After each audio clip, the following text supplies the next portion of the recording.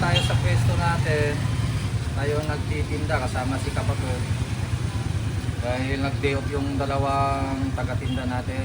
Mayroon silang inasikaso. Yung isa, naglakad ng kanyang health certificate dahil kailangan natin ipasa yung health certificate sa munisipyo, sa City Hall.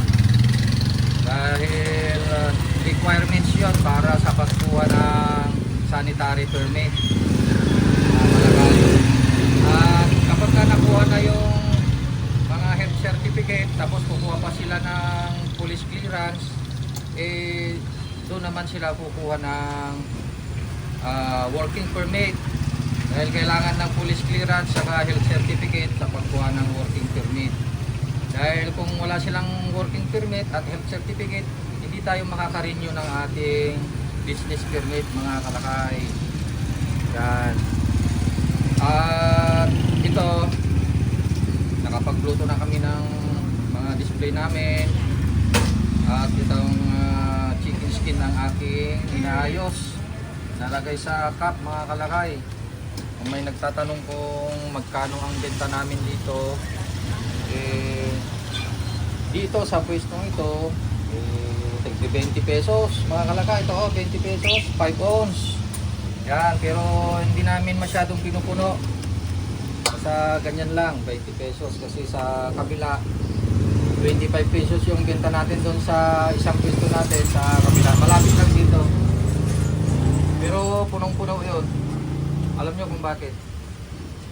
20 pesos. Alam nyo na ang ating larangan ng business na ganito, may mga kakumpetensya. Nagtitinda ka ng 25, tapos biglang may dumating na nagtinda ng 20 pesos at ang lalaki pa punong-puno.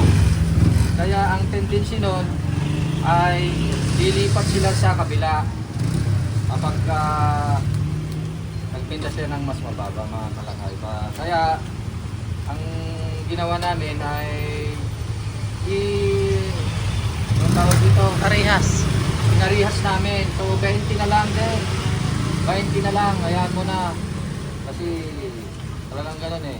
Tsaka may kikitain ka ba naman? Oo, pero hindi na masyadong puno. Hindi na masyadong puno. Dadami din yung piraso ng magagawa mo sa plastic cup pagka hindi masyadong puno. Kaya kukunin din natin yung total ng mapagbibentahan natin. Ang isang kilong ganito, pagka hindi pa luto, ang isang kilong ganito ay makakagawa tayo ng mga 16 na cup. Bibenta mo ng 25 pesos yon.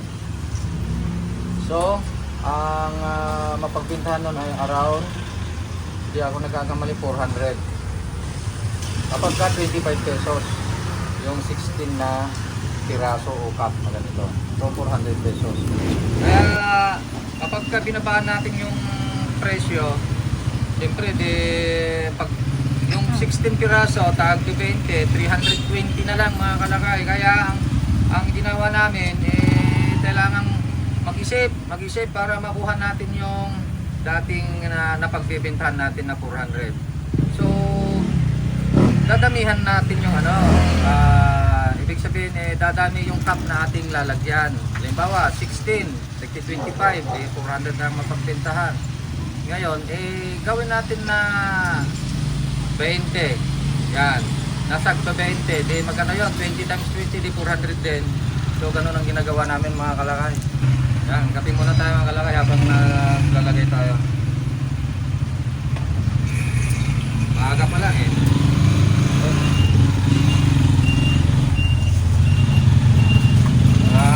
Alas 8 pasado, mga kalakay. Yan, ma'am, bali na kayo, ma'am. Bili na kayo, ma'am. Sir, anong, ay ma'am. Si Buntis andito. Yan, yung aking anak na maganda, buntis. Buntit, magkakapo na si Kalakay, guys. Yan mga kalakay, bumisita yung aking anak at yung aking manugang. Kaya tuloy natin yung topic natin. Yan, tungkol pa rin sa chicken skin. Siyempre dito tayo sa chicken skin. Yan, kaya yung mga pamamaraan natin mga kalakay para makatubo tayo o ma-maintain natin yung tubo natin. May pamamaraan mga kalakay. Kaya yung dating 16 piraso, naging 20 piraso na cup. Kahit bumaba ang price, di parehas din yung mapagbentahan natin mga kalakay, di ba? Yun ang tawag mo doon ay madiskarte. Yan ang madiskarte mga kalakay. Kasi nga, sa tagal naming nagtitinda, alam namin yan. Pagka merong mga kalaban na nagpababa ng presyo, siyempre, ikuha natin. Bibili si ma'am. Ay, bibili si ma'am. Sige ma'am. Naibos mo. In-order da amin, ma'am. Ng 35 na lang ma'am. In-order da amin, DJ Kwa. Small me. Sige, sa bukas ma'am. Naubusan ng tig 15. Mabenta rin kasi yung 15, kaya lang. Naubusan tayo ng 15 eh. In-order lahat nila.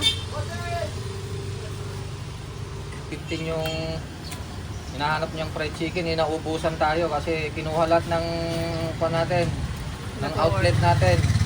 Yung nag-order kanina. Nag-order, isang outlet natin yun eh. Yan.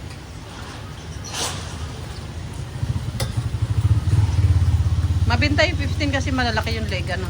Oo, saka mas mura. Ay, Oo. yan nga ang topic natin. Karanasan natin mga kalakay. Pagka mas mura, mas Yun. maraming nakaka-afford. Yes, true. Yun. Kaya minsan, yun ang ginagawa namin. Bigay mo rin yung hilig minsan. Oo, ibigay Pero rin kwintahin mo rin. Pero kwintahin mo rin. Kaya nga tayo nagpo-posting eh. Para hindi tayo malugi. Pero sa chicken natin, ang premium size natin is dito sa pistong nito 35. Kalakay. Malalaki. Malalaki. Sa ibang mga outlet natin 30 pesos. Pero mas maliit naman. Kasi mas maraming kalaban doon. Pero gaya nga ng sinabi mo, di ba? Pag maraming kalaban, ipantay mo yung price. Oo, ipantay. Pero, Alam nga i-adjust mo namang- yung size niya. Alamang 30 pesos lahat ng nagtitinda. Tapos pare-parehas kayo ng size. Minsan mas malalaki pa ang size ng cut ng manok nila. 30 pesos lang. Alam namang pinta ka ng 35. Lalo pag mas maliit. Oh, pag maliliit ang sayo tapos mas mahal pa, siyempre yung mga customer lilipat. Mas maigi na yung ipantay mo Oo, yung price. lilipat. At Meron din naiiwan ng mga loyal customer. Oo. Meron din talaga. Kahit mas mahal sa'yo pa rin sila bibili kasi loyal customer mo na eh. Marami tayong customer na Dahil ganun. gustong-gusto nila yung timpla mo. Mm. Merong mga ganon. Gustong-gusto yung timpla mo. Yan yung mga loyal customer. Kaya lang, mas marami pa rin yung mga gusto ay mas mura. Oo. Kasi lalo sa hirap ng buhay ngayon. Lalo na sa hirap ng buhay. Yung mga maraming anak na ano. Kaya ganun, depende sa lugar mga kalakay. Ang presyo natin hindi pare-parehas. May mga lugar na ang kaya lang ay 25 pesos. Ang kaya lang ay 20 pesos. Kaya kagaya kanina, may bibili sana ng tag 15 pero naubos na yung tag 15 natin. Hindi siya nakabili. Halimbawa, mayroon siyang anak na 3. Tag 50 lang ang kaya. 50 pesos lang yung budget niya eh. So, makakabili siya ng 3. May sukli Ngayon, pa siyang 5. May sukli pa siyang May sukli pa siyang 5. Ilocano mo tag. May 5 pesos pa siya pero pag 35 ang binili isa niya, lang. iisang piraso lang ang mabibili niya. Mga kalakay. Kaya hindi na siya bumili. So, sinabi ko, balik na lang siya bukas. Oo. Ngayon lang naman kasi naubusan na ng maaga. Oo nga. Bili ka na ma...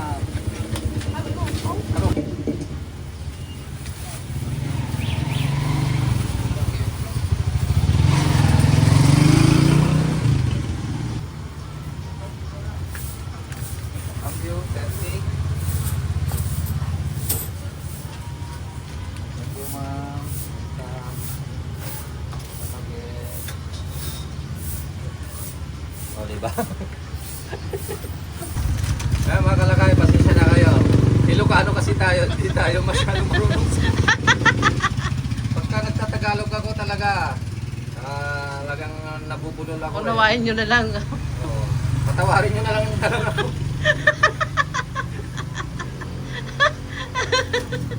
Rico, sakit ng tiyan. Hindi ko na maumos-umos tong ginagawa ko ha. Ilang piraso nang nagawa ko. Ayan, 3, 5, 9, 10, 11, 16 na mga kalagay oh. Meron pa. Matipid ka naman. O, tignan mo. 17. Mahigit 20 itong nagawa ko. Dadami yung ganansya natin dito. Paldo. Paldo tayo dito. Paldo. Ang palagi ko na makakagawa tayo ng 22. Paldo kung hindi baldo. 22 na cup, tapos tagti 20, di magkano na? 440 na. Yan. Paldo tayo dito ah. Paldo ka kung hindi baldo ah. Ayan, mga kalakay, medyo pag nagawa natin lahat ito, Dadami na yung customer maya-maya. mamaya, kaya bilisan natin mga kalakay.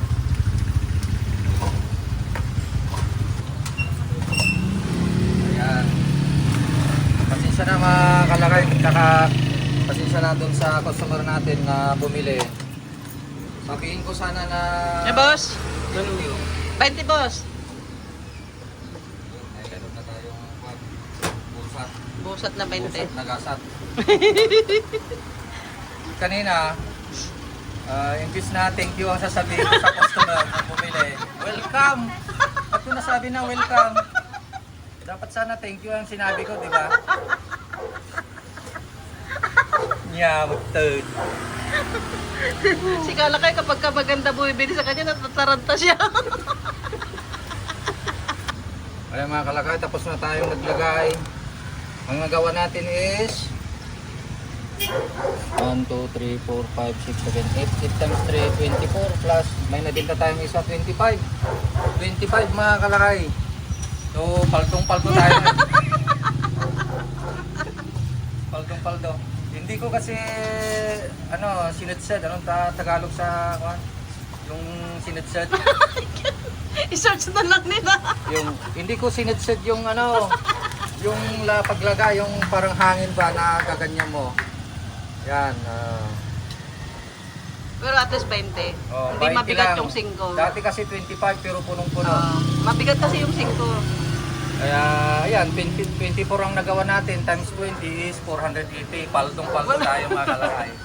So yan yung ating na-share ngayon. Sana Masaya kayo. masaya kayo.